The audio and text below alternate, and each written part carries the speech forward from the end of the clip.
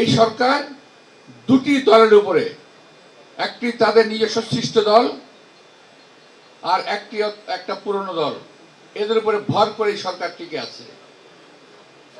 এই সরকারকে ওরা যা বলে, ওই দুটি দল যা বলে, এই সরকার তাই করে।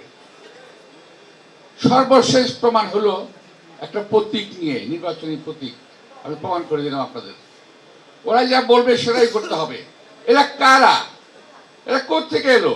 এদের জনভিত্তি কি? এদের কোনো ভিত্তি আছে বাংলাদেশে কোথাও? একটা নির্বাচন দিলে পরে বুঝে যেত কে কটা ভোট পায়। আমি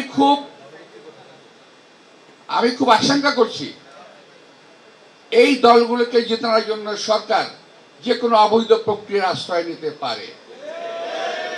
যেটা বিগত সরকার করেছিল, যেটা আওয়ামী লীগ সরকার করেছিল, রাতের ভোট দিনে, দিনের ভোট রাতে, ঠিক না? এই সরকারও সম্ভবত এরকম কোনো কাজ করে ফেলবে।